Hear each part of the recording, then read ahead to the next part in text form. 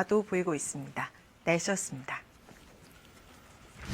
한반도의 운명을 가를 북미 2차 정상회담 결단의 날이 밝았습니다. 우리 시각으로 오전 11시부터 열리는 정상회담과 그 뒤에 나올 하노이 선언에 전 세계의 이목이 쏠리고 있습니다.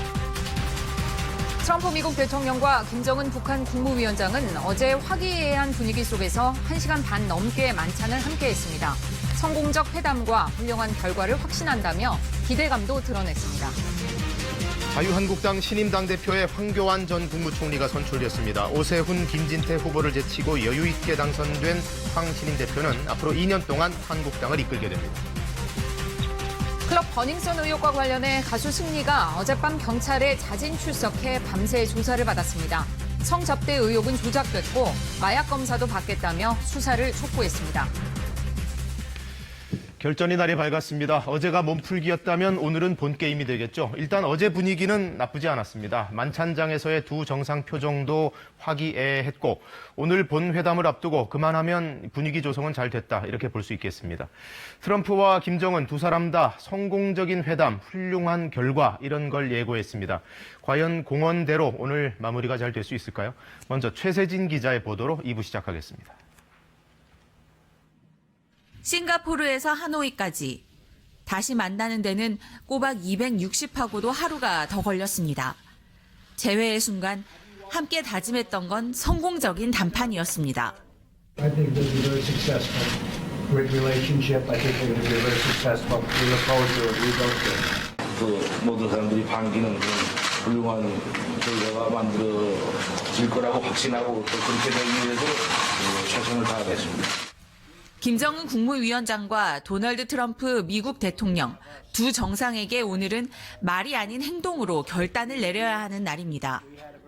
지난 수십 년 동안 핵과 미사일, 관계 정상화와 경제 제재 같은 수없이 많은 쟁점들로 실타래처럼 얽혀버린 복잡한 매듭을 이제는 풀어낼 수 있을지 가늠케 할 중대 고비입니다.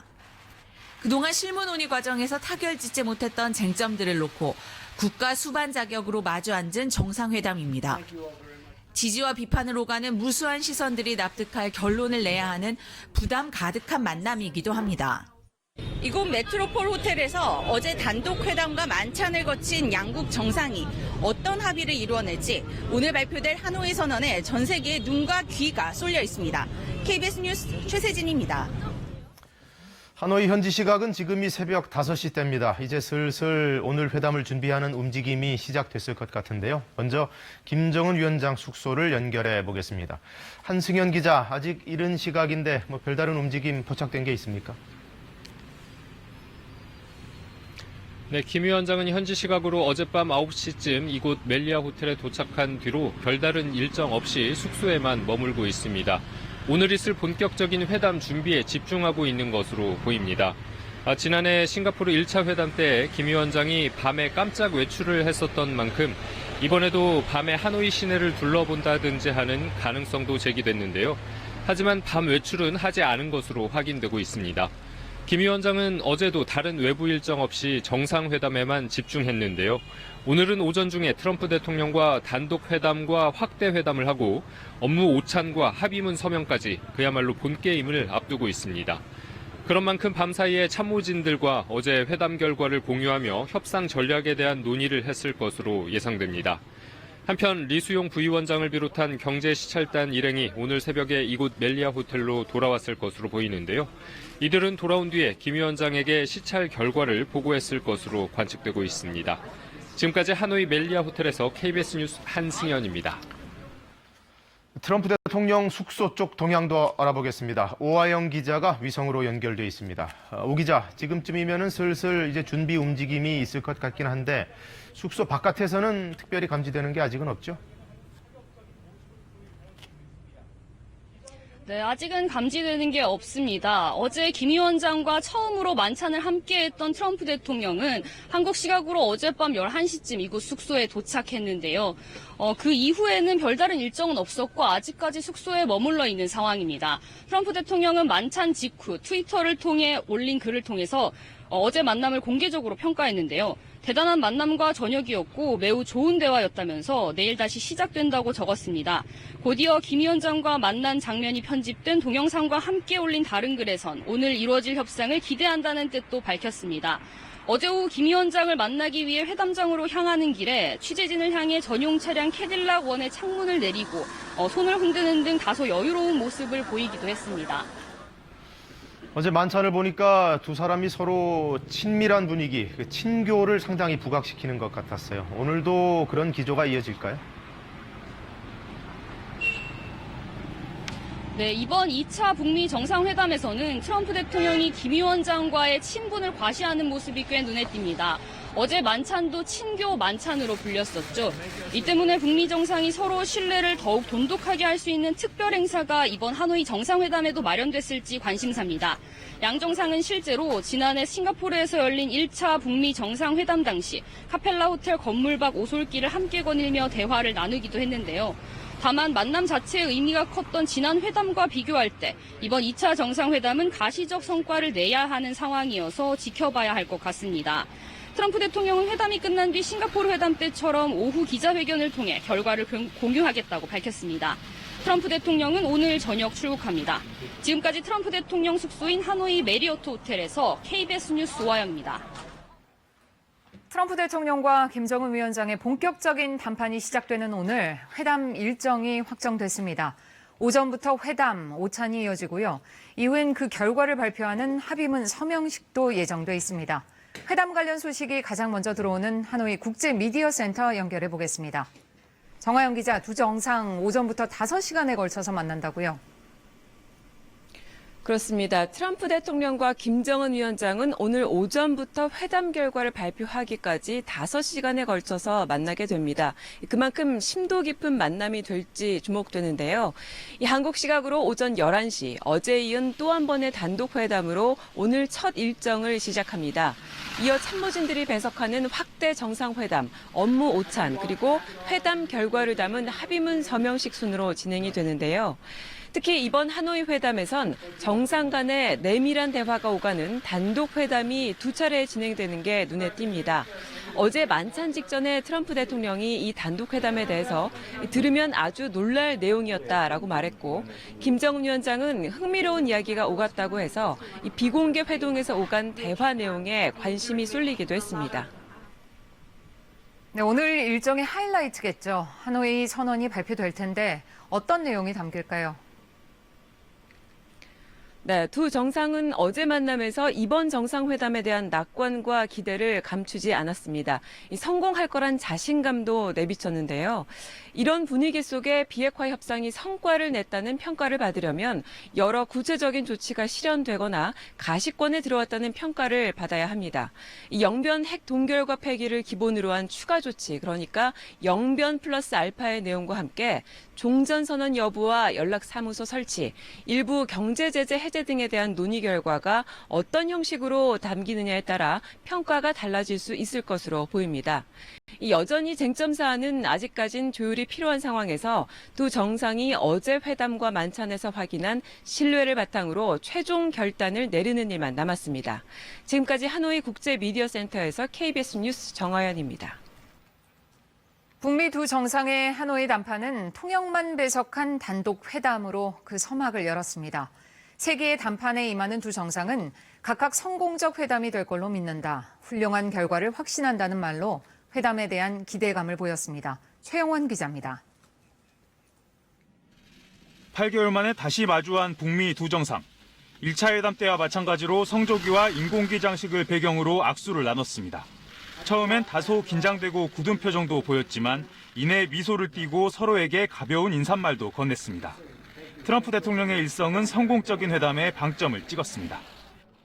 I think this is very successful. Great relationship. I think it will be very successful. We look forward to it. We both do. 김정은 위원장은 2차 정상회담이 성사되기까지 노력과 인내가 필요했다는 말로 발언을 시작했습니다.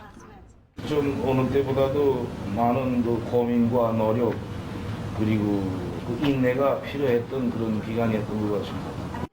김 위원장도 모든 사람이 반기는 훌륭한 결과를 만들겠다는 말로 회담에 대한 기대감을 높였습니다. 이번에 보다 모든 사람들이 반기는 그런 훌륭한 결과가 만들어질 거라고 확신하고 또 그렇게 되기 위해서 최선을 다하겠습니다. 트럼프 대통령은 1차 정상회담을 성공적이었다고 평가하며 2차 정상회담에서 그 이상의 진전을 이끌어내고 싶다는 뜻을 피력했습니다. I thought the first summit was a great success, and I think this one hopefully will be equal or greater than the first. And we made a lot of progress, and I think the biggest progress was our relationship. 그러면서 북한의 경제적 잠재력을 언급하며 밝은 미래가 펼쳐질 수 있게 돕겠다는 말도 덧붙였습니다. I think that your country has tremendous economic potential, unbelievable, unlimited, and I look forward to watching it happen and helping it to happen, and we will help it to happen. 양 정상은 그러나 이번 담판의 최대 화두인 비핵화에 대해선 모두 발언에선 구체적인 언급을 하지 않았습니다. KBS 뉴스 최영원입니다. 네, 이렇게 단독 회담을 마치고 두 정상은 예정 시간을 넘겨가면서 저녁 만찬을 함께 했습니다. 두 정상은 지난 1차 회담 때와는 달리 사각이 아닌 원형 식탁에 나란히 앉아서 농담까지 주고받는 모습이었습니다. 이세영 기자가 만찬 분위기 전해드립니다. 저녁 만찬을 처음으로 함께하게 된 두 정상. 원형 테이블에 나란히 앉아 1시간 30분 넘게 식사를 이어갔습니다. 싱가포르 1차 회담 당시 사각 테이블을 두고 마주 앉아 45분간 점심 식사를 했던 것과는 사뭇 다른 분위기입니다. 트럼프 대통령은 취재진을 향한 익살로 첫 만찬의 긴장감을 씻어냈습니다.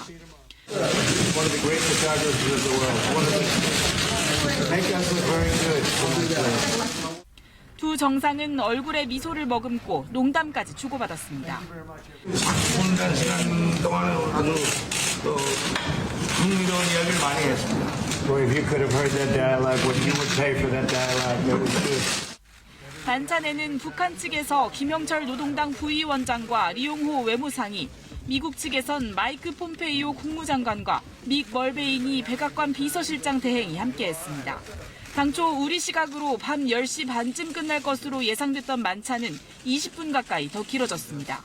So we're going to have a very busy day tomorrow, and we'll probably have a pretty quick dinner, and a lot of things are going to be solved, I hope, and I think it'll lead to really a wonderful situation long term. 메뉴는 당초 예고됐던 대로 간소한 차림으로 꾸려진 것으로 전해졌습니다. 주 요리는 백김치를 곁들인 등심구이, 후식으로는 초콜릿 케이크와 바닐라 아이스크림, 그리고 수정과가 나온 것으로 알려졌습니다. 북한과 미국의 특성을 종합적으로 반영해 메뉴가 갖춰진 것으로 풀이됩니다. KBS 뉴스 이세연입니다. 두 정상이 어제 움직일 때마다 베트남 현지가 들썩들썩했습니다. 취재진뿐만 아니라 수많은 시민들이 몰려들어서 높은 관심을 입증했습니다. 만찬을 마치고 숙소로 돌아가는 차량 안에서는 트럼프 대통령과 폼페이오 국무장관의 웃는 모습이 포착되기도 했습니다. 문예슬 기자가 보도합니다. 만찬이 끝나고 숙소를 향해 출발하는 북미 정상의 차량. 김정은 위원장이 탄 차량은 베트남 현지 경찰과 경호 차량들의 호위를 받으며 5분이 채 안 돼 숙소인 멜리아 호텔에 먼저 도착했습니다. 이번에도 방탄 경호단은 전용 차량 주변을 에워싸고 달리는 북한 특유의 경호를 이어갔습니다. 트럼프 대통령의 전용 차량도 철저한 교통 통제 속에 15분 만에 숙소에 도착했습니다.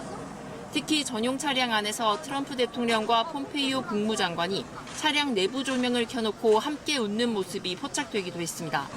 만찬 분위기가 나쁘지 않았음을 재확인할 수 있는 대목입니다. 이동 경로마다 취재진과 시민들이 몰리며 거리 전체는 들썩였습니다. 특히 정상들의 숙소 정문에 오전부터 장갑차가 배치됐고 호텔 인근 도로에는 블록마다 베트남 군인 수십여 명이 도로 통제를 위해 대기하기도 했습니다. 베트남 현지 언론은 보건당국이 화재 등 재난에 대비해 하노이 시내병원 4곳을 24시간 의료시설로 지정하고 500여 명의 의료진을 대기시켰다고 보도했습니다. KBS 뉴스 문예슬입니다. 청와대도 기대 반 긴장 반 분위기 속에서 어제 오늘 상황을 지켜보고 있을 겁니다. 출입 기자를 중계차로 연결해 보겠습니다. 유호윤 기자, 문재인 대통령 아마 어제 상황 보고를 받았을 것 같은데 청와대 동향 좀 어떻습니까?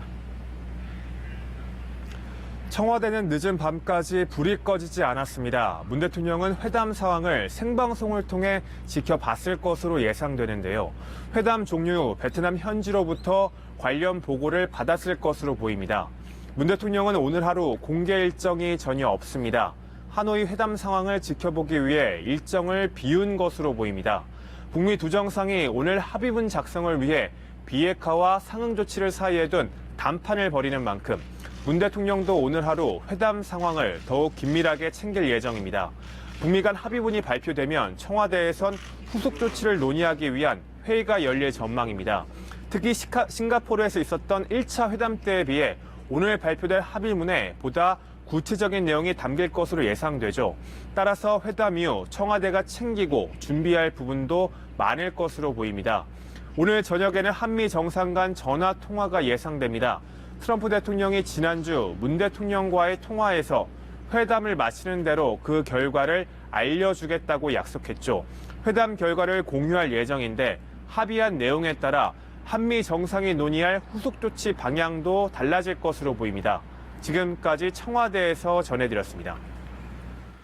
우리 국민들도 높은 관심 속에 이번 하노이 정상회담 지켜보고 계실 겁니다. 오현태 기자가 시민들의 표정 담아왔습니다. 두 정상이 8개월 만에 다시 손을 맞잡는 순간 시민들은 첫 번째 만남 때보다는 차분하게 지켜보면서도 두 번째 만난다는 걸 뜻깊게 평가했습니다. 일단 다시 아무래도 만났다는 것 자체가 큰 진전이라고 생각이 됩니다. 일단은 다시 2차 회담을 하는 그 자체가 되게 기대도 되고 설레이고 어떤 성공적으로 개최되기를 바라는 마음이 간절하죠. 밥을 먹으면서도 시선은 TV로 향했고 스마트폰으로도 수시로 회담 관련 소식을 확인했습니다. 불과 몇 개월 전만 해도 이제 서로 이제 막 도발하고 싸우고 그랬는데 저런 모습 보니까 좀 대한민국 국민으로서는 좀 이제 좀 마음에 평안이 오는 것 같아요. 우리나라에 유학 온 일본 청년들도 두 정상의 역사적 만남을 유심히 지켜봤습니다. 今まで会うことがなかったアメリカと北朝鮮が2回も会うっていうのはすごい歴史的なことだと思います。 시민들은 오늘 있을 본격 회담에서는 구체적이고 진전된 한반도 비핵화 방안이 나오길 기대했습니다. 비핵화 부분이 어느 정도 구체적으로 좀 두리뭉술하게 근거 없이 되는 것보다는 이번에는 여러 가지가 좀 확실하게 담겨 있길 바랍니다. 이번에 확실히 잘 얘기해서 진짜 서로 갈등 없이 평화롭게 지내고 싶어요. KBS 뉴스 오현태입니다. 자유한국당의 수장으로 황교안 전 국무총리가 선출됐습니다. 전체표의 절반을 가져간 황 대표는 대한민국을 다시 세우는 길에 나서겠다며 현 정부를 향한 강한 투쟁을 예고했습니다. 최창봉 기자의 보도입니다. 기호 1번 황교안! 입당 43일 정치 신인 황교안 전 국무총리가 자유한국당 새 대표로 선출됐습니다. 황 대표는 50%를 득표해 31.1%를 얻은 오세훈 전 서울시장과 18.9%를 얻은 김진태 의원을 눌렀습니다. 자유한국당을 다시 일으키고 대한민국을 다시 세우는 길에 저의 모든 것을 바치겠습니다. 황 대표는 수락연설에서 내년 총선 승리와 정권 교체를 위해 우파의 대통합을 이뤄내겠다고 밝혔습니다. 특히 현 정부를 향해서는 강력한 투쟁을 예고했습니다. 이 단상을 내려가는 그 순간부터 문재인 정부의 폭정에 맞서서 국민과 나라를 지키는 치열한 전투를 시작할 것입니다. 공안검사 출신으로 박근혜 정부 법무부 장관, 대통령 권한대행을 지낸 황 전 총리. 권한대행 퇴임 1년 9개월 만에 제1야당 수장에 올랐지만 박근혜 프레임 극복이 숙제입니다. 전당대회 기간 태블릿 PC 조작 발언 논란 등으로 멀어진 중도층의 마음을 돌리는 일도 과제입니다. 헌법재판소의 탄핵 결정은 존중한다는 말씀을 여러 번 드렸습니다. 이제는 우리가 미래로 나가는 일에 매진했으면 좋겠다는 말씀을 드립니다. 출마 선언 전부터 대세론을 형성했지만 정치인 황교안에 대한 검증은 이제 시작이라는 시각이 많습니다. 황 대표는 국립현충원 방문과 함께 2년간의 임기를 시작합니다. 한국당 최고위원회 조경태, 정미경, 김순례, 김광림 후보가 청년 최고위원회는 30대의 신보라 의원이 선출됐습니다. KBS 뉴스 최창봉입니다. 사실 이번 자유한국당 전당대회에서는 이른바 어대황, 어차피 대표는 황교안 이런 말까지 나왔던 터라 당 안팎에서는 누가 2위를 차지할지 여기에 더 큰 관심이 모아졌습니다. 결과는 오세훈 후보가 비교적 여유 있게 2위를 기록했습니다. 5.18 망원 당사자인 김순례 의원은 최고위원으로 당선돼서 논란이 예상됩니다. 이어서 최광호 기자입니다. 5.18 망원 논란과 박근혜 전 대통령 탄핵 문제 등 현안마다 부딪혀왔던 오세훈, 김진태 후보. 저 오세훈이 말 없는 다수 중도층의 표를 얻어내서 내년 총선 반드시 이기도록 하겠습니다. 제가 당대표가 되면 우리 자유한국당은 이제야말로 비로소 확실한 우파 정당이 되는 겁니다, 여러분. 전당대회 과정에서 이른바 태극기 부대가 존재감을 뽐냈지만 오세훈 후보가 비교적 여유 있게 김진태 후보를 앞선 2위를 기록했습니다. 당내 선거인단 선거에서는 김진태 후보와 비슷하게 득표했지만 일반 국민 여론조사에서 황교안, 김진태 후보를 합친 수준인 50.2%를 득표해 격차를 벌렸습니다.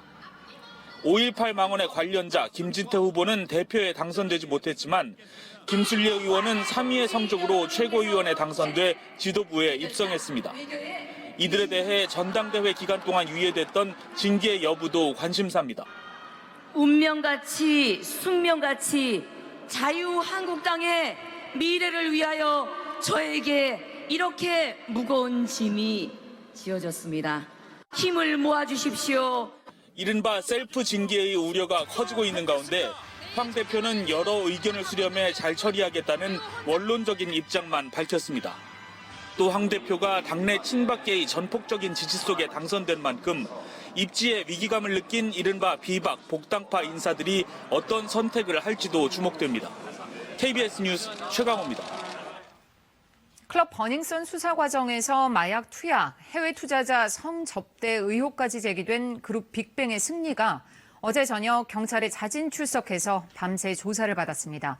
성접대 의혹은 조작됐다면서 경찰에 수사를 촉구하는 탄원서를 냈고 마약 검사도 받겠다고 했습니다. 우한울 기자입니다. 클럽 버닝썬의 사내이사였던 그룹 빅뱅의 승리가 밤사이 경찰 조사를 받았습니다.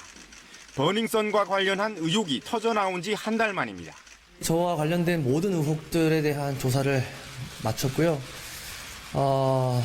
특히 이제 마약 같은 경우는 마약 수사대에서 원하는 모든 조치를 하였습니다. 경찰은 승리를 상대로 이틀 전 제기된 성접대 의혹을 비롯해 그동안 불거진 의혹 전반에 대해 조사를 벌였습니다. 성접대 의혹은 한 인터넷 매체가 지난 2015년 승리와 투자업체 관계자 사이의 SNS 대화라며 외국인 투자자를 위해 성접대를 준비하라는 취지의 메시지를 공개하면서 불거졌습니다. 경찰은 또 승리가 버닝썬 경영에 얼마나 관여했는지, 일련의 불법 행위를 알면서도 묵인했는지 캐물은 것으로 알려졌습니다. 승리가 해외에서 환각물질을 흡입했다는 의혹을 규명하기 위해 소변과 모발 검사를 진행할 것으로 알려졌습니다. 경찰 조사에 앞서 승리와 소속사 YG 엔터테인먼트는 성매매 의혹은 조작된 것이며 마약 의혹 역시 사실무근이라며 경찰에 수사를 촉구하는 탄원서를 제출했습니다.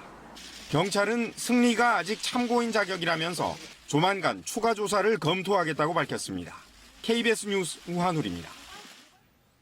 구속 상태인 양승태 전 대법원장이 보석을 신청해서 심사가 진행 중인데 이번에는 이명박 전 대통령 측과 검찰이 보석 필요성을 두고 법정에서 공방을 벌였습니다. 이 전 대통령 측은 건강상의 이유 등으로 불구속 재판을 받게 해달라고 했고 검찰은 사법정의에 맞지 않는다고 반박했습니다. 담당 재판부에 고민이 깊어지고 있습니다. 보도에 김유대 기자입니다. 이명박 전 대통령 측은 우선 건강상의 이유로 보석을 주장했습니다.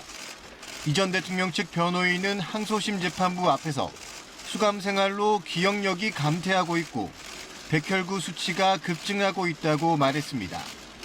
이 전 대통령이 수면 무호흡증 등 지병이 있는데 외부 진료가 필요하다는 겁니다. 또한 이 전 대통령 측은 항소심 구속 만기일인 4월 8일 전까지 물리적으로 재판을 마칠 수 없는 상황도 감안해달라고 재판부에 요청했습니다. 이 전 대통령의 항소심 재판부는 법원 정기 인사에 따라 재판장이 최근 바뀌었고 증인들의 불출석이 이어지면서 재판이 속도를 내지 못한 상황입니다. 하지만 검찰 측은 1심에서 징역 15년의 중형을 선고받은 피고인을 재판 지연을 이유로 풀어주는 건 사법정의에 맞지 않다고 반박했습니다. 이 전 대통령의 건강 상태도 외부 의료진의 조치가 필요할 정도로 위중하진 않다고 했습니다. 재판부는 양측의 입장을 검토한 뒤 다음 달 6일 보석 허가 여부를 결정할 계획입니다. 앞서 구속 수감 중인 김기춘 전 비서실장도 돌연사 위험이 있다며 보석을 신청했지만 기각됐고 양승태 전 대법원장은 방어권을 이유로 보석 심사가 진행 중입니다. 보수단체 불법 지원 혐의로 1심에서 실형이 선고된 허연준 전 청와대 행정관 역시 항소심 재판부에 보석을 신청했습니다. 1심에서 법정 구속된 김경수 경남도지사도 조만간 보석을 신청할 계획이라고 밝혔습니다. KBS 뉴스 김유대입니다. 오늘은 교통안전에 주의하셔야겠습니다. 하늘이 뿌연 상태인데요. 미세먼지와 안개가 잔뜩 뒤엉켜 있습니다. 현재 가시거리는 거창 40m, 부여와 보은, 안동은 60m밖에 되지 않습니다. 오늘은 각별한 주의가 필요한 날씨고요. 또 미세먼지 예보를 보도록 하겠습니다. 수도권에는 미세먼지 예비 저감 조치가 발효 중인 가운데 경기 남부와 충북, 전북 지역은 종일 매우 나쁨 수준의 미세먼지 농도 보이겠습니다. 다른 지역들도 모두 나쁨 수준의 미세먼지 농도가 종일 이어지겠습니다. 오늘 오전까지 대기 정체가 계속되면서 서쪽을 중심으로 미세먼지 농도가 높게 나타나겠고 오늘 밤부터는 외부에서 오염물질이 날아오면서 전국 곳곳의 미세먼지 농도가 매우 나쁨 수준까지 치솟을 수 있을 것으로 예상됩니다. 황사 마스크 준비하셔야겠습니다. 3일절인 내일은 대체로 맑은 날씨 가운데 미세먼지 농도가 높게 나타날 것으로 예상되고요. 남해안과 제주도는 토요일에 또 그리고 전국 곳곳에 일요일에 비가 내릴 것으로 예상이 됩니다. 수도권과 강원 동해안을 중심으로는 건조주의보가 발효 중인 만큼 화재 사고 주의하셔야겠습니다. 현재 기온은 서울이 2도, 대전 0.9도, 부산은 7.5도 보이고 있습니다. 한낮 기온은 크게 올라서 부산 15도, 광주 14도, 서울과 청주 12도, 철원 11도까지 오르겠습니다. 남해상과 제주해상을 중심으로 물결이 최고 2.5m로 다소 높게 예겠습니다. 날씨였습니다. 북미 정상회담 이틀째 미국 언론도 하노이 상황을 시시각각 전하고 있습니다. 워싱턴 연결해서 알아보겠습니다. 김은규 특파원, 미 언론들 반응 어떻게 나오고 있습니까? 네, 하노이에서 벌어지고 있는 상황을 실시간으로 자세히 보도했습니다. 주요 방송 뉴스 앵커들은 하노이 현지에서 뉴스를 전하고 있습니다. 청문회가 시작되기 전까지는 그랬습니다. 그동안 이번 회담 결과에 대해 회의적인 전망을 내놓는 매체가 많았습니다. 지금도 그런 기조가 여전한가요? 네, 비관, 우려가 대부분이고 그래도 혹시 하는 약간의 긍정 전망도 있습니다. 뉴스에 출연한 전문가들은 북한에 유리한 협상이 될 수 있다. 국내 문제로 압박받는 트럼프를 북한이 이용할 수 있다고 우려합니다. 미 언론 전반에 반 트럼프 정서가 엿보입니다. 자, 그렇다고 부정적인 시각만 있는 건 아니겠죠? 네, 트럼프 대통령과 각을 세워온 워싱턴 포스트가 흥미로운 기사를 오늘 조간에 실었습니다. 외교 교과서를 무시하는 트럼프식 북핵 접근이 오히려 북한의 전통적인 전문가들을 압도할 것이라는 기사입니다. 2명의 전문가를 인용했는데 어쨌든 회의론 일색의 미 언론 보도들 가운데 특이하게 나온 기사라서 눈에 띕니다. 자, 오늘 공교롭게도 트럼프 대통령 사적으로는 상당히 불리한 증언이 미 하원에서 지금 막 쏟아져 나오고 있다는데 이건 무슨 소식인가요? 트럼프 대통령의 해결사 역할을 해온 코헨 변호사가 의회에서 대통령에 불리한 온갖 증언을 하고 있습니다. 미 주요 방송은 이를 7시간 30분째 생중계 중입니다. 트럼프 대통령이 거짓말했다는 주장, 사생활 입막음한 이야기 등 트럼프에게 불리한 증언들입니다. 청문회 전까지 방송에선 정상회담 뉴스가 주요 기사로 보도됐는데 청문회가 진행되는 시간 동안 정상회담 이야기는 미 방송에서 사라지다시피 했습니다. 지금까지 워싱턴에서 전해드렸습니다. 네, 이번에는 일본 쪽 반응 알아보겠습니다. 도쿄지국의 이승철 특파원이 나와 있습니다. 이 특파원, 일본 매체들 이번 북미 회담 어떤 시각으로 바라보고 있습니까? 네, 오늘 아침자 신문을 보면요. 모든 신문이 일면에 트럼프 대통령과 김정은 위원장의 사진을 싣고 관련 소식을 자세히 전하고 있습니다.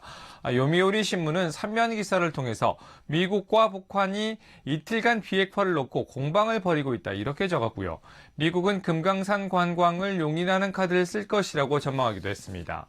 아사히 신문은 서두르는 미국이라는 제목으로 트럼프 대통령이 국내적으로 어려움에 처해 외교적 성과를 내기를 갈망하고 있다고 분석했습니다. 자, 그 기조를 보면 약간 부정적인 기류가 있다 이렇게 해석해봐도 될까요? 그렇습니다. 일단 일본 측은 비핵화를 위해 구체적인 조치가 어느 정도 이루어질지에 우선은 관심을 보이고 있습니다. NHK는 해설에서 미국이 인도적 지원이나 특별 조치라는 이름으로 사실상 제재 완화를 할 수 있는데 이는 비핵화를 위한 추진력을 이룰 수 있다 이렇게 지적하고 있습니다.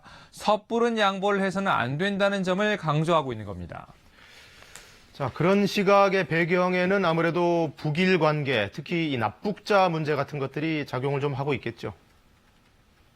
그렇습니다. 일본으로서는 사실상 가장 중요하게 생각하는 것이 납치 문제 해결입니다. 지금까지 일본은 비핵화와 함께 일본이 납치 문제를 일괄 해결해야 한다고 주장해왔습니다. 그런데 이번 하노이 북미 정상회담에서 이 부분이 빠질 경우 앞으로 북한과 1대1 회담 등을 통해 납치 문제를 풀어야 합니다. 이미 지난해 싱가포르 북미 정상회담 이후 북한과 물밑 접촉을 이어왔지만 상호 간의 신뢰 관계가 없는 상황에서 큰 진전을 이루기가 쉽지 않은 것으로 보고 있습니다. 결국 경제 지원 등을 통해 카드를 내놓아야 하는데 이번 회담에서 북한에 대해 일부 제재 완화가 되면 아무래도 일본의 협상력이 약화될까 우려하는 분위기입니다. 특히 중재자 역할을 할 수 있는 한국과의 관계가 최근 계속 삐걱대고 있습니다. 일본 국내적으로 폭발력이 큰 납치자 문제를 어떻게 풀어낼지 아베 총리의 고민이 깊다고 볼 수 있겠습니다. 지금까지 도쿄에서 전해드렸습니다. 네, 이번에는 중국 베이징으로 가보겠습니다. 최영은 특파원이 연결돼 있습니다. 중국 매체들 보도부터 일단 정리해 볼까요? 네, 중국 매체들도 북미 정상회담 소식을 신속히 타전하며 큰 관심을 나타내고 있습니다. 자, 관영 중국 일보는 두 정상 간의 만남을 생중계했고요. CCTV는 어제 두 정상이 만찬에 앞서서 단독 회담을 위해 만나자마자 관련 속보를 내보냈습니다. 자, 그런데 관영 매체들의 논조에서 신중한 기조를 읽을 수 있습니다. 자, 관영 차이나데일리는 동북아 연구센터 소장의 말을 인용해서 북한이 당장 완전한 비핵화 요구에 응하기는 매우 어렵다며 북한은 핵 능력을 가장 강력한 협상 카드로 생각하기 때문이라고 분석했습니다. 자, 홍콩 매체들도 핵 폐기보다는 동결 수준에서 합의에 이를 것이라는 전망을 내놨는데요. 자, 사우스 차이나 모닝 포스트는 북한이 이번에 핵 동결에 합의할 수는 있는데 이는 기존 핵무기에는 영향을 주지 않아서 적어도 당분간은 핵 보유국으로 남을 수 있기 때문이라는 링란데 교수의 발언을 인용해 보도했습니다. 자, 중국 언론들 말고 정부의 입장은 뭔가요? 네, 중국 정부는 공식적으로 또 일관되게 북미 간에 이루어지고 있는 지금의 대화를 지지하고 있습니다. 왕이 외교 담당 국무위원은 어제 중러 인도의 외교장관들이 만난 자리에서 북미 정상 간의 노력을 높이 평가한다면서 기대감을 나타냈는데요. 중국도 1차적으로는 한반도의 비핵화를 원하기 때문입니다. 다만 북미 간 비핵화 협상 그리고 맞물려서 돌아가는 평화체제 논의 과정에서 중국의 이익이 침해당할 경우를 경계하고 있습니다. 자, 어제 중국 외교부의 정례 브리핑에서도 중국은 한반도에서 조속히 전쟁 상황이 종식되는 것을 지지한다며 이를 위해서 자신들이 마땅히 할 역할을 발휘하기를 희망한다고 밝혔는데요. 자, 중국 외교부의 이 같은 일관된 발언에는 중국의 이익을 보장받겠다. 좀 더 구체적으로 말하면 중국은 한반도 평화체제 논의 과정에서 고고도 미사일 방어 체제인 사드 배치 문제 등 비핵화된 한반도에서 미국의 영향력을 줄이는데 관심을 갖고 있다는 속뜻이 있어 보입니다. 지금까지 베이징에서 전해드렸습니다. 네, 이번 북측 수행단에는 현송월 삼지연 관현악 단장도 포함이 됐습니다. 이 때문에 북미 간 문화예술 교류 사업에 대한 논의도 있지 않을까 이런 관측이 나오고 있습니다. 현 단장은 어제 북측 수행원들과 하롱베이를 찾아서 일대를 둘러보기도 했습니다. 보도에 천효정 기자입니다. 현송월 삼지연 관현악단장이 숙소인 멜리아 호텔에서 나와 대기하고 있던 차량에 탑승합니다. 차량을 잘못 골라 탔는지 곧바로 내려 바로 앞 차량으로 향합니다. 현 단장이 탑승한 차량은 2시간 넘게 달려 유네스코 세계문화유산인 할롱베이에 도착했습니다. 현지 언론에는 현 단장이 유람선을 타고 할롱베이 일대를 둘러보며 단원들과 사진을 찍는 모습이 공개되기도 했습니다. 언론을 향해 포즈를 취해주는가 하면 단원들과 찍은 사진을 함께 확인하며 담소를 나누기도 했습니다. 지난 23일 김정은 위원장과 수행단이 평양역을 출발할 때부터 전용 열차가 중국 난닝역에서 잠시 휴식을 취할 때에도 현 단장의 모습이 포착됐습니다. 지난해 1차 북미 정상회담에 이어 이번에도 현 단장이 수행단에 포함됨에 따라 북미 간 문화예술교류 사업에 관한 논의가 이루어질 가능성도 점쳐집니다. 2008년 미국 뉴욕 필하모닉 오케스트라가 방북해 공연을 펼쳤던 것처럼 공연을 통해 양국 교류를 활성화하는 방안이 논의될 수 있다는 기대감이 높아지고 있습니다. KBS 뉴스 천효정입니다. 북한 매체가 김정은 위원장 소식을 전하면서 한 장의 사진을 공개했습니다. 김 위원장이 4명의 사람들과 한 테이블에 앉아서 회담을 준비하는 사진이었는데요. 이들은 누구고 또 김 위원장은 이들과 무엇을 논의했을지 염기석 기자가 분석했습니다. 어제 아침 노동신문에 실린 한 장의 사진. 김정은 위원장이 4명의 사람들과 원탁에 둘러앉아 무언가를 논의합니다. 노동신문은 이 사진을 소개하며 김 위원장이 2차 북미 정상회담 실무대표단으로부터 보고를 받았다고 전했습니다. 제2차 조미순회 회담의 성공적 보장을 위하여 조미 두 나라가 현재 파견한 실무 대표단 사이의 접촉 정령을 구체적으로 청취하시었습니다. 김 위원장과 함께한 이들은 리용호 외무상과 최선희 부상, 김혁철 국무위원회 대미 특별대표, 김성애 통일전선부 통일책략실장 등 4명입니다. 이 중 김혁철 대표와 김성애 실장은 이번 2차 북미 정상회담을 앞두고 미국 측과 의제 협상을 진행해온 주요 인물들입니다. 협상 과정을 직접 담당했던 이들인 만큼 구체적 협상 내용과 또 향후 협상 전략에 대해 다양한 조언을 들었을 것으로 보입니다. 최근 실무라인에서 보이지 않던 리용호 외무상과 최선희 부상이 함께한 것은 대미 협상에서 이들의 위상이 여전하다는 점을 뒷받침하고 있습니다. 다만 2차례나 미국을 찾아 트럼프 대통령에게 친서를 전달하고 폼페이오 미 국무장관과 협상을 해온 김영철 부위원장은 함께하지 않았습니다. 공식 의전 서열보다 협상 실무를 이끄는 외교관들에게 힘을 실어주는 동시에 성과를 도출하기 위한 강한 의지를 반영한 것으로 풀이됩니다. KBS 뉴스 염석입니다. 김정은 위원장이 베트남으로 향하는 도중에 특별 열차에서 내려서 담배를 피우고 동생 김여정 제1부부장이 재떨이를 들고 수행을 하는 모습 한동안 화제였었죠. 알고 보니 김 위원장이 열차에서 내릴 수밖에 없었던 이유가 있었습니다. 김기범 기자가 그 이유를 알려드립니다. 짙은 어둠 속에 열차에서 내려 담배를 피우고 있는 김정은 위원장.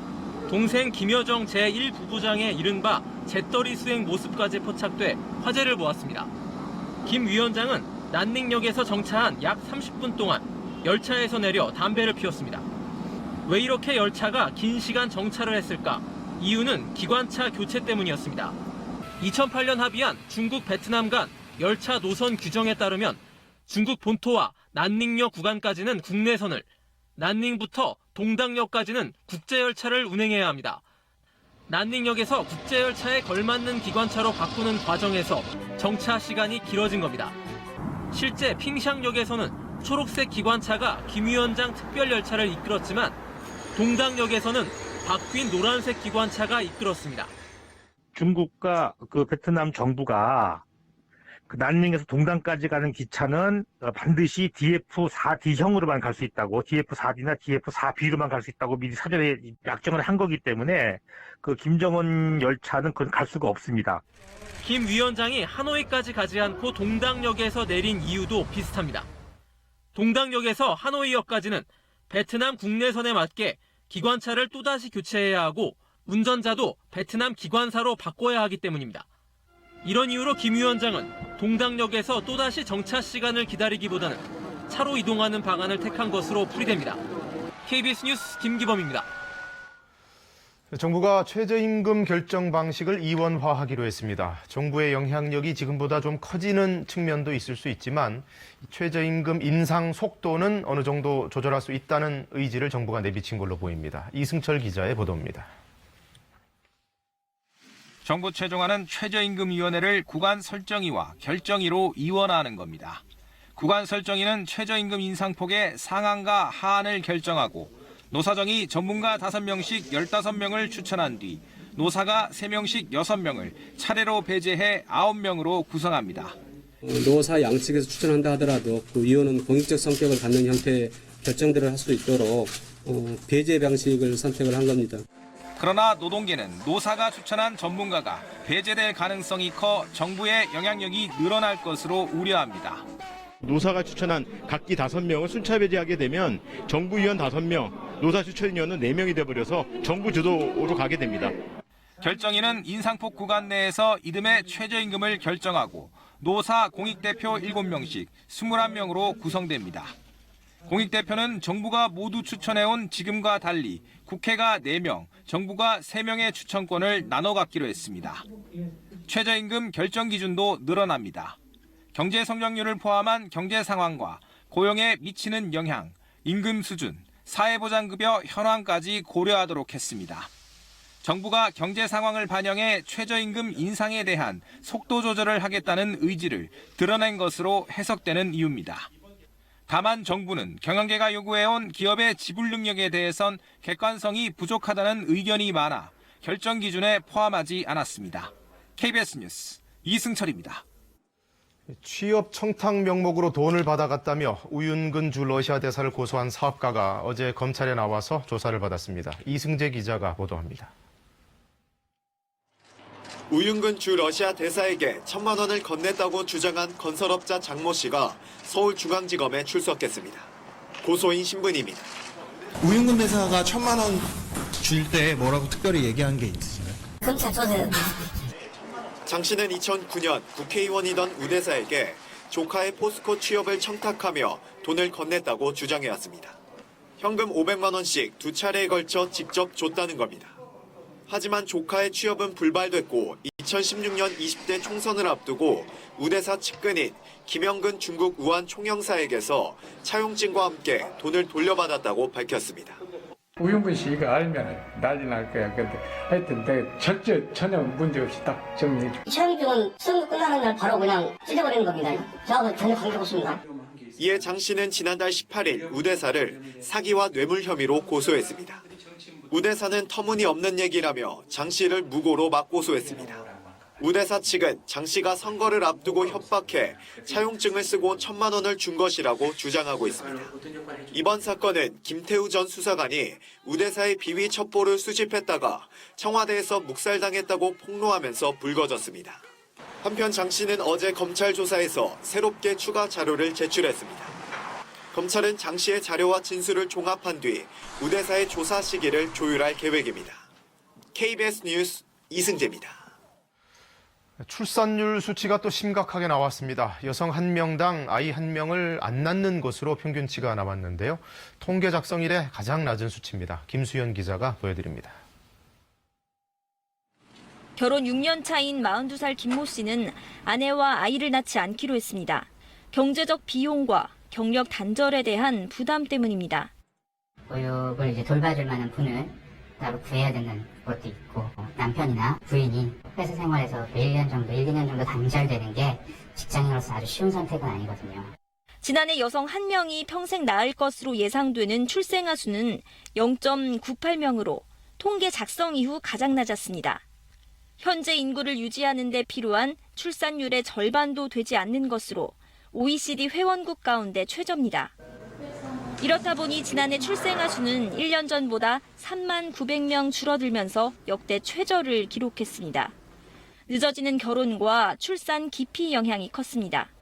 20대 후반의 출산율은 10년 전까지만 해도 30대 후반에 비해 3배 이상 높은 수준이었으나 처음으로 30대 후반 출산율보다 낮아졌습니다.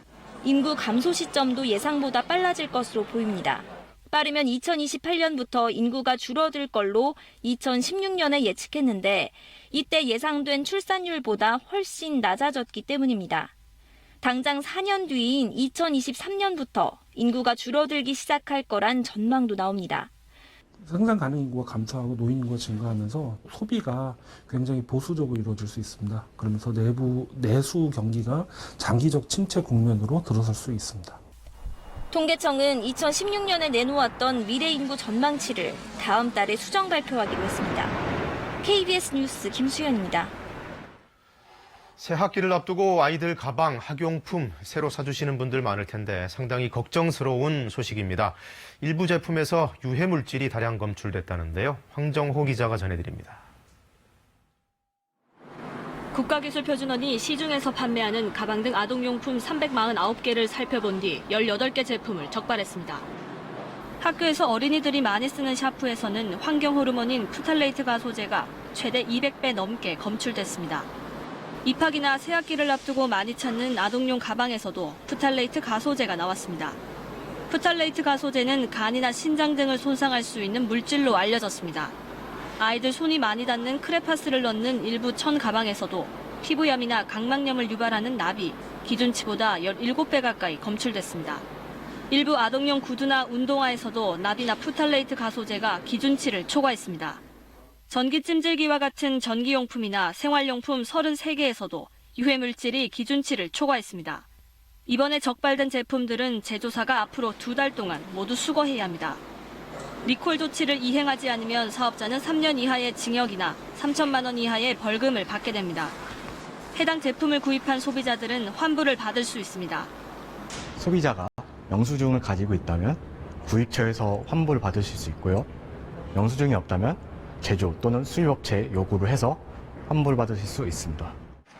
이번에 리콜 명령을 받은 제품 정보는 국가기술표준원의 제품안전정보센터 홈페이지나 행복드림 모바일 앱에서 확인할 수 있습니다. KBS 뉴스 황정호입니다. 어제 오늘도 인도 파키스탄 소식 전해드리겠습니다.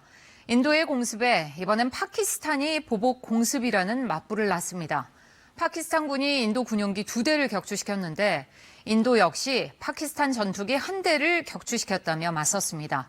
문제는 두 나라 모두 핵무기 보유국이기 때문에 갈등을 그냥 강 건너 불구경하듯 넘길 수만은 없는 상황이란 건데요.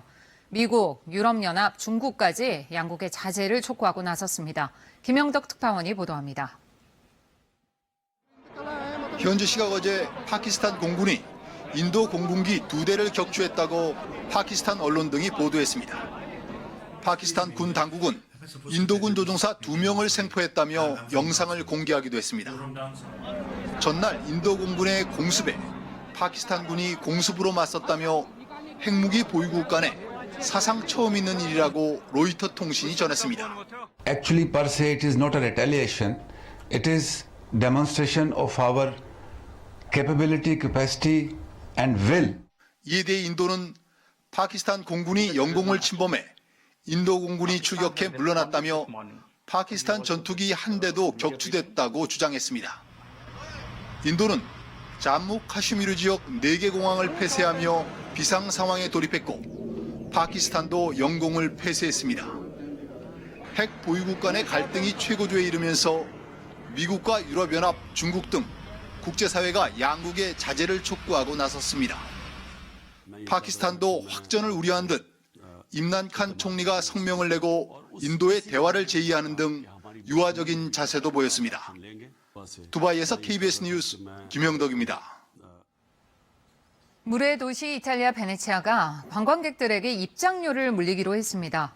베네치아시 의원들이 현지 시간 26일 관광객들에게 입장료를 부과하는 방안을 승인했다고 외신들이 전했습니다. 시의회는 오는 5월부터 당일치기 방문에 3유로를 부과하고 내년에는 비수기에 6유로, 성수기에는 10유로까지 늘리는 등의 세부 계획을 논의하고 있습니다. 관광은 베네치아의 주요 수익원이지만 주민들은 관광객들이 너무 몰리고 주택 가격이 상승하는데 불만을 표해왔습니다. 소방관들이 깜깜한 밤에 황야에서 불길을 잡기 위해 사투를 벌이고 있습니다. 26일 저녁 잉글랜드 웨스트 요크셔 세들워스 황야지대에서 큰 불이 났습니다. 같은 날 스코틀랜드 에든버러 아서시티의 덤불 지역에서도 불이 나는 등 최근 영국 이곳저곳에서 여러 건의 화재가 발생했습니다. 전문가들은 최근 20도를 오르내리는 덥고 건조한 초여름 같은 날씨가 지속되면서 화재가 이례적으로 많이 일어나는 것으로 추정했습니다. 플라스틱의 해양 오염이 심각한 가운데 세계에서 가장 깊은 해구 6곳에서 채취한 심해 생물에서도 플라스틱 조각이 발견됐습니다. 영국 뉴캐슬 대학 연구팀이 마리아나 해구, 페루 칠레 해구, 일본 해구 2개에서 채취한 새우 90마리를 해부한 결과 72%에 해당하는 65마리의 소화기관에서 플라스틱 조각이 나왔습니다. 연구팀은 지구에서 가장 깊은 바닷속까지 플라스틱 오염이 광범위하게 번진 데 대해 충격과 우려를 표했습니다. 지금 세계는입니다. 한국은행이 오늘 금융통화위원회를 열고 기준금리를 결정합니다. 한은은 지난해 11월 기준금리를 연 1.5%에서 1.75%로 0.25%포인트 올린 뒤 지난달 열린 금통위에서는 기준금리를 현 수준으로 유지했습니다. 올 들어 두 번째 열리는 오늘 통화정책 방향 결정 회의에서도 금리를 동결할 것이라는 관측이 우세합니다. 미중 무역 협상에서 미국 대표단을 이끌고 있는 라이트하이저 대표가 협상 타결까지는 여전히 많은 것이 남아있다고 밝혔습니다. 합의에 아주 근접했다는 트럼프 대통령의 최근 발언과는 상당히 대비되는 내용인데요. 그 배경을 뉴욕에서 김철우 특파원이 분석했습니다. 라이트하이저 미국 무역대표부 대표가 미 하원에 출석해 중국과의 무역 협상에서 진전은 있지만 결과를 예측하기는 너무 이르다고 밝혔습니다. Much still needs to be done, both before an agreement is reached and, more importantly, after. 라이트하이저 대표는 협상 중인 사안들이 미국산 제품 추가 구매 약속 정도로 해결되기에는 너무 심각하다며 새로운 규칙이 필요하다고 말했습니다. We must have rules, enforced rules, that make sure market outcomes, not state capitalism and technology theft determine winners. 미국이 제기해온 기술 이전 강요나 지식재산권 도용 등의 문제가 해결돼야 한다고 다시 한번 강조한 겁니다. 라이트하이저 대표는 중국과의 무역에서 약속을 지키지 않아 실망한 전례가 많다며 중국의 약속 이행을 보증할 체계가 필요하다고 강조했습니다. 이에 앞서 트럼프 대통령은 지난 24일 중국과의 무역 협상 시한 연기를 발표하면서 앞으로 1, 2주에 걸쳐 매우 큰 뉴스가 있을 것이라고 밝혔습니다. Our deal with China, and we truly are very close. 블룸버그 통신은 라이트하이저 대표의 의회 증언과 트럼프 대통령의 언급이 대비된다고 지적했습니다. 하지만 협상 최고 책임자가 방향을 제시하며 유연한 입장을 보이고 실무 책임자가 고강도 압박을 하며 협상 타결을 이끌어내려는 전략이란 전문가들의 관측도 있습니다. 뉴욕에서 KBS 뉴스 김철우입니다. 일제강점기 때 일본에 끌려갔다가 숨진 강제동원 피해자 70여 명의 유해가 오늘 국내로 봉환됩니다. 남과 북이 손을 잡고 유해를 봉환하는 첫 번째 사례가 되겠습니다. 도쿄 이민영 특파원의 보도입니다. 일제가 1938년에 만든 국가 총동원법에 의해 끌려간 우리 국민은 780만 명. 이 가운데 8만 명이 넘는 우리 국민이 일본에서 숨졌는데 유해는 만여 구만 돌아왔습니다. 일본 측 공식 집계로도 3,700여 구의 유해가 아직 일본에 남아 있습니다. 이를 봉환하기 위한 민간 사업이 성과를 거뒀습니다. 일본 오사카 통국사에 안치된 강제징용 피해자 유해 74구가 우리나라로 봉환됩니다. 70명은 노무자, 4명은 군속이었습니다. 이 절에서 보낸 세월만 해도 벌써 45년입니다. 74주 중 19주는 아무것도 모릅니다. 이름도 모르고 그래서 14주는 일본 이름만 압니다. 특히 이번 사업은 남북 민화협이 공동으로 일궈낸 첫 번째 성과입니다. 74분의 넋이 꿈에도 그리워하던 조국 아리랑의 땅으로 잘 모시겠습니다.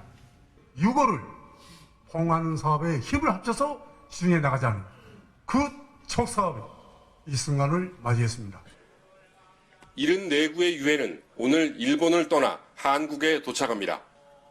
80년 만에 고국의 품에 안기는 강제징용 피해자 유해들은 3일절에 추도식을 마친 뒤 다음 날 제주도에 안치될 예정입니다. 오사카에서 KBS 뉴스 이민영입니다. 아침부터 하늘이 뿌였습니다. 안개에 미세먼지까지 뒤엉키면서 가시거리가 무척 좁혀진 상태인데요. 거창은 40m, 부여와 보은, 안동은 60m의 가시거리 보이고 있습니다. 교통안전에 주의를 하셔야겠습니다. 수도권은 미세먼지 예비 저감 조치가 내려진 가운데 수도권 남쪽 지역과 충북 또 전북 지역은 종일 매우 나쁨 수준의 미세먼지 농도 보이겠고요. 다른 지역들도 종일 나쁨 수준의 먼지 농도 보이겠습니다.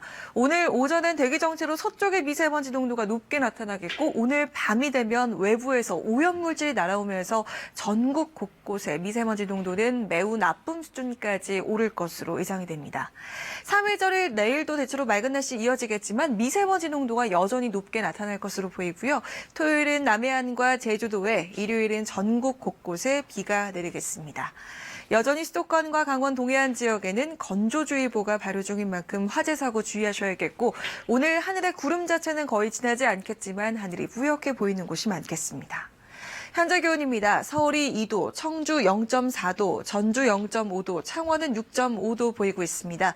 낮 기온 크게 올라서 대구와 부산이 15도, 안동과 광주 14도, 춘천 13도, 서울과 청주, 강릉은 12도까지 오르겠습니다.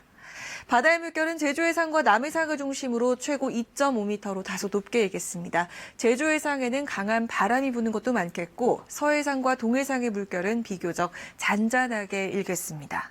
날씨였습니다. 네, 특집 뉴스 광장은 여기서 마치겠습니다. 잠시 뒤에는 뉴스 특보가 또 이어집니다. 시청해주셔서 고맙습니다.